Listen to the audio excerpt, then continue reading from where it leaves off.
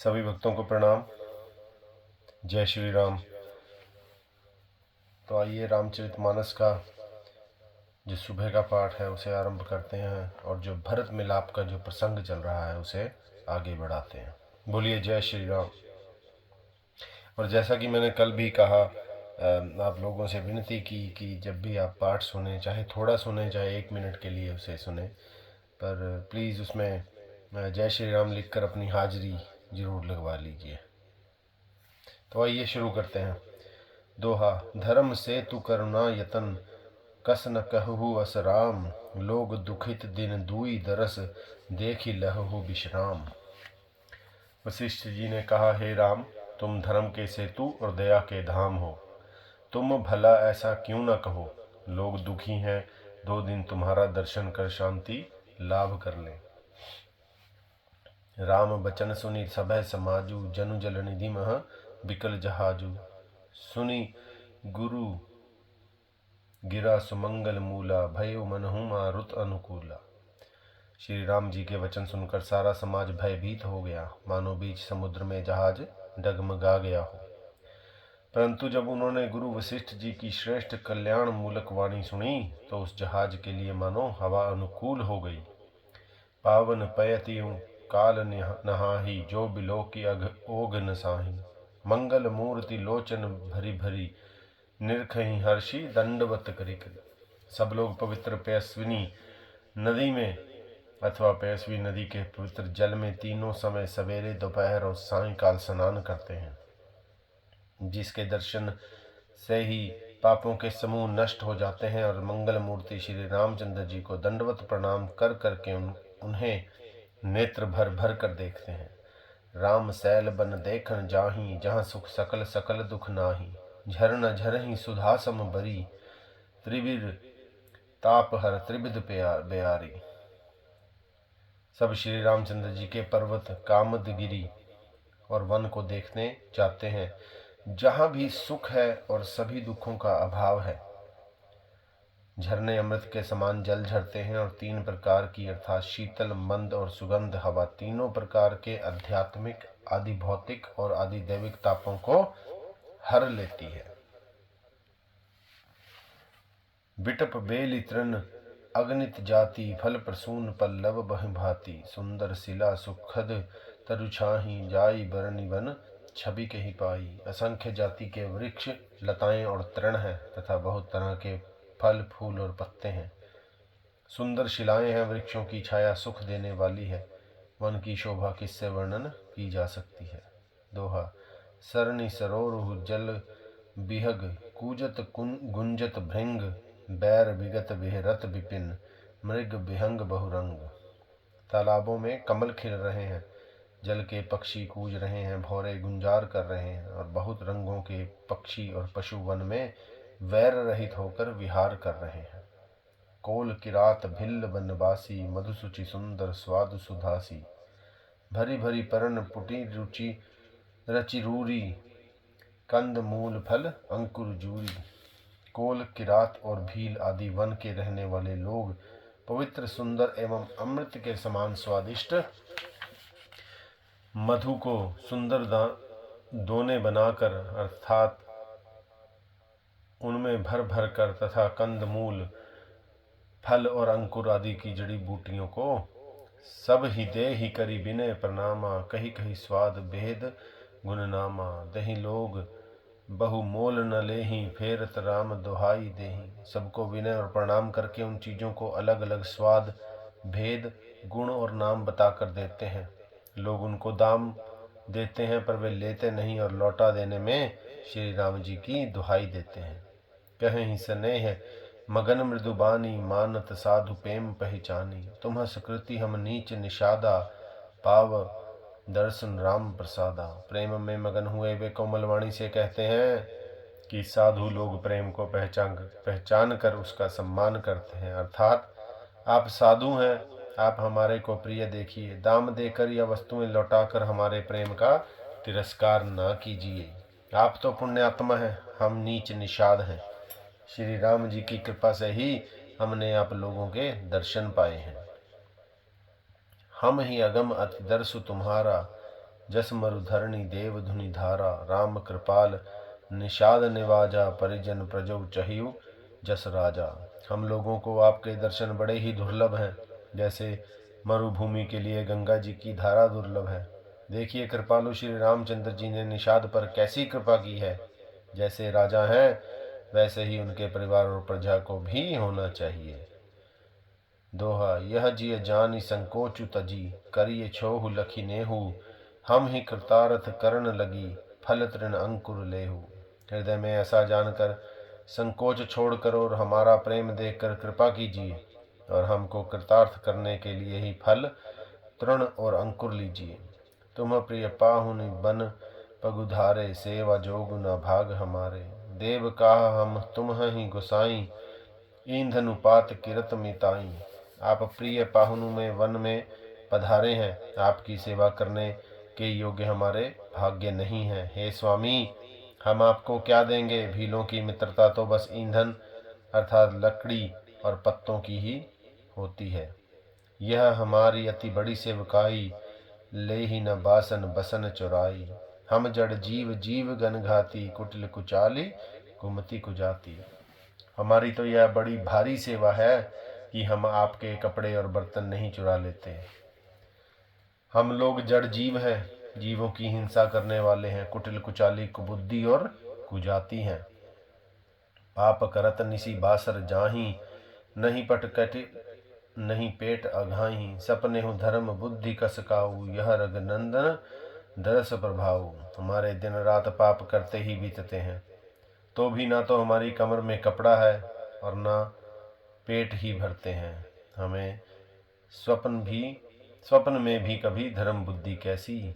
यह सब तो श्री रघुनाथ जी के दर्शन का प्रभाव है। जब ते प्रभु पद पदुम निहारे, मिटे दुसह दुख दोष हमारे। बचन सुनत पुरजन अनुरागे, तिन्ह के भाग सराहन लागे। जब से प्रभु के चरण कमल देखे, तब से हमारे दुसह दुख और दोष मिट गए। वनवासियों के वचन सुनकर अयोध्या के लोग प्रेम में भर गए और उनके भाग्य की सराहना करने लगे। छंद, लागे सराहन भाग सब, अनुराग बचन सुनावही। बोलनी मिलनी सिय राम चरण, स्नेहु लखी सुख पावही। नर नारी निद रही नेहु निज, सुनी कोल भिल्लन की गिरा। तुलसी कृपा रघुबंश मनी की, लोह लय लोका तिरा। उन सब उनके भाग्य की सराहना करने लगे और प्रेम के वचन सुनाने लगे। उन लोगों के बोलने और मिलने का ढंग तथा श्री सीता राम जी के चरणों में उनका प्रेम देखकर सब सुख पा रहे हैं। उन कौल भीलों की वाणी सुनकर सभी नर नारी अपने प्रेम का निरादर करते हैं, अर्थात उससे धिक्कार देते हैं। तो श्री तुलसीदास जी कहते हैं, यह रघुवंश मणि श्री रामचंद्र जी की कृपा है कि लोहा नौका को अपने ऊपर लेकर तैर गया। सौरठा, बिरही बदन चहु और प्रतिदिन, प्रमुदित लोग सब, जल ज्यों दादुर मोर भय, पीवन पास प्रथम। सब लोग दिनों दिन परम आनंदित होते हुए वन में चारों ओर विचरते हैं। जैसे पहली वर्षा के जल से मेंढक और मोर मोटे हो जाते हैं, प्रसन्न होकर नाचते कूदते हैं। पुरजन नारी मगन अति प्रीति, बासर जाहि पलक सम बीती। सिय सासु प्रतिवेश बनाई, सादर करई सरिस सेवकाई। अयोध्यापुरी के पुरुष और स्त्री सभी प्रेम में अत्यंत मगन हो रहे हैं। उनके दिन पल के समान बीते जाते हैं। जितनी सासुएं थी उतने ही वेश अर्थात रूप बनाकर सीता जी सब सासुओं की आदरपूर्वक एक सी सेवा करती हैं।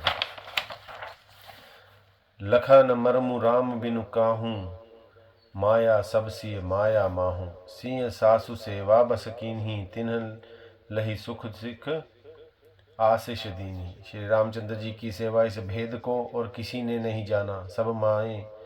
सब मायाएं अर्थात पराशक्ति महामाया श्री सीता जी की माया में है। सीता जी ने सासुओं को सवेर सेवा से वश में कर लिया। उन्होंने सुख पाकर सीख और आशीर्वाद दिए। लखी सिय सहित सरल दो भाई, कुटिल रानी पछतानी अघाई।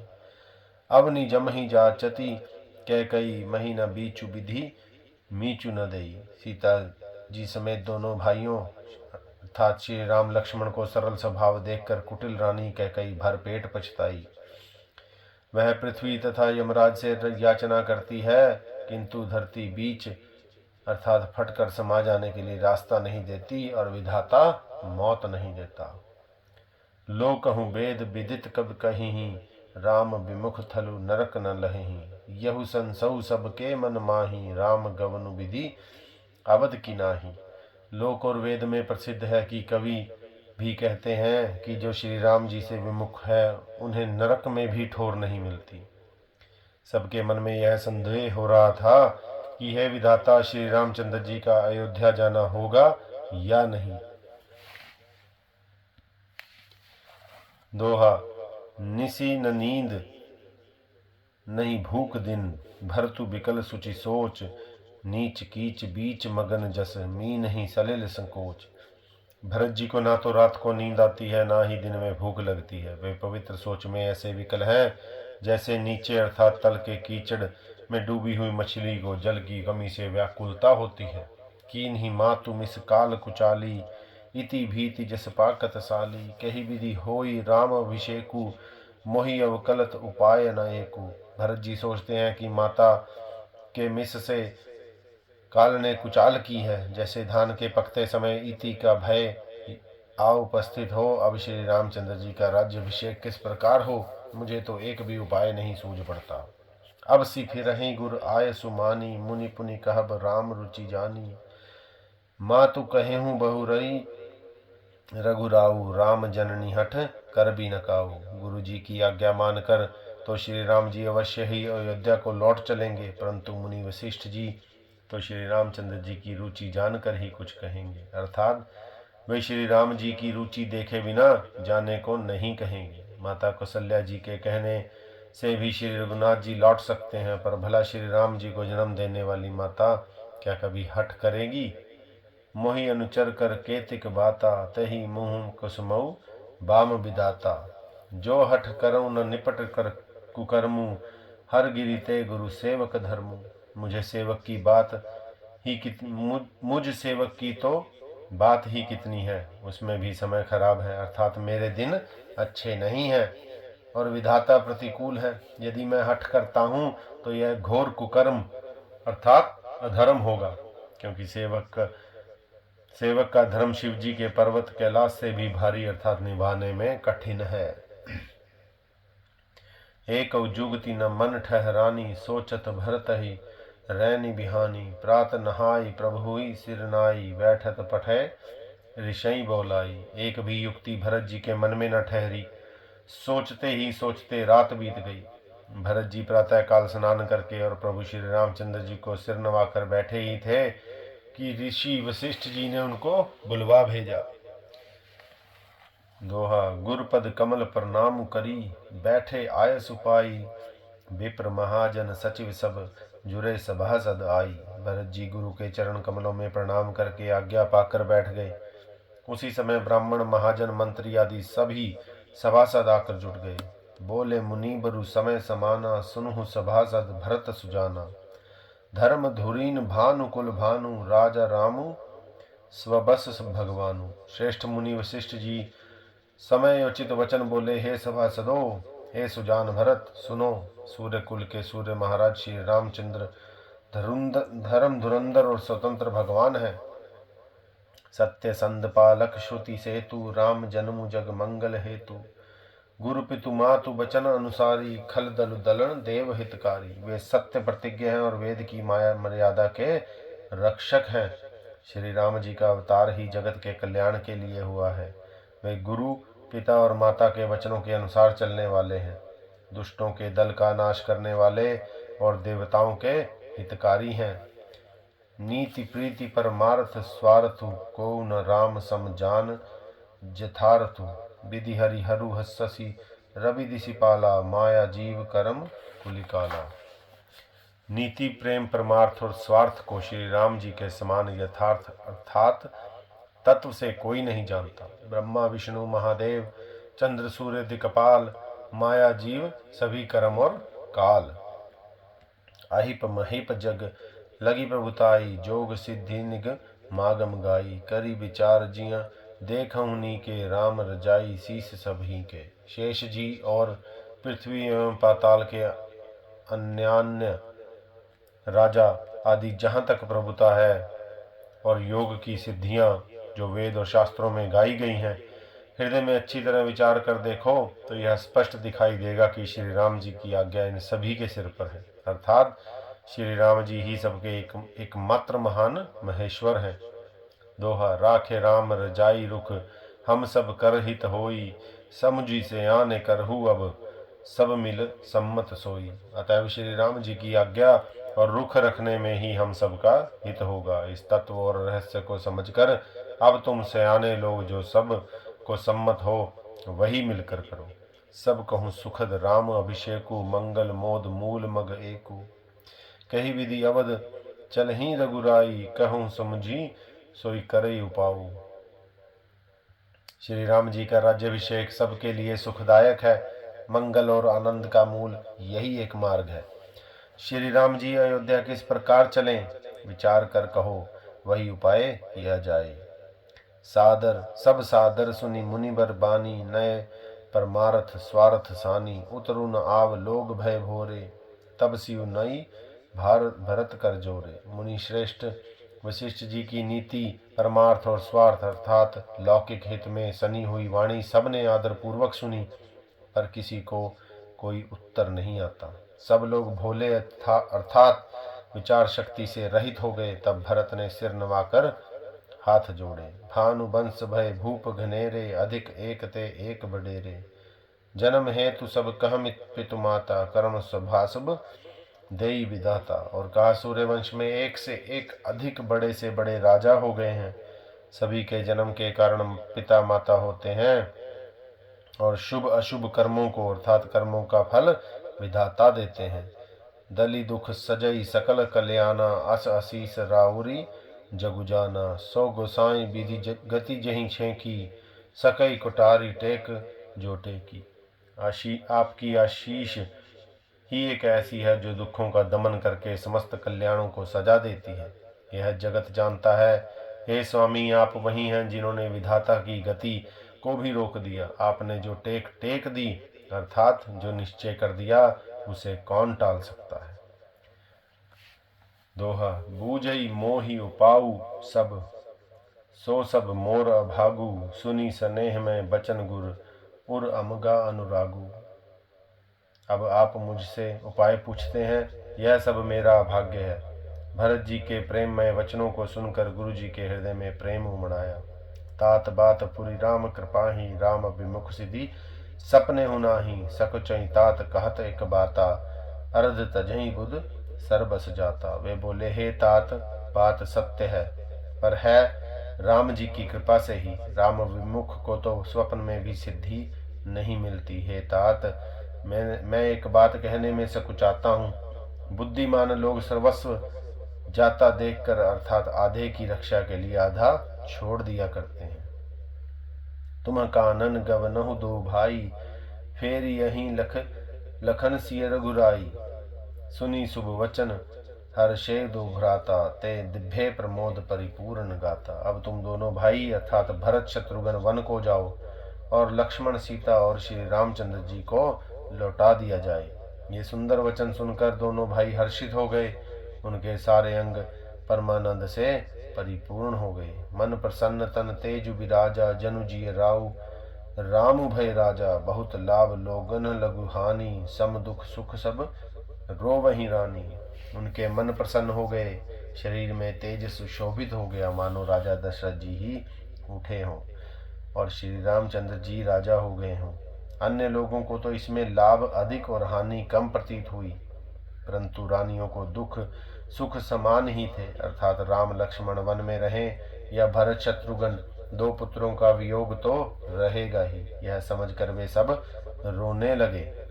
कहें भरत मुनि कहा सुकीन है, फलु जग जीवन अभिमत दीन है। कानन करऊं जन्म भरी बासु, एही ते अधिक न मोर सुपासु। भरत जी कहने लगे, मुनि जी ने जो कहा वह करने से जगत भर के जीवों को उनकी इच्छित वस्तु देने का फल होगा, अर्थात 14 वर्ष की कोई अवधि नहीं।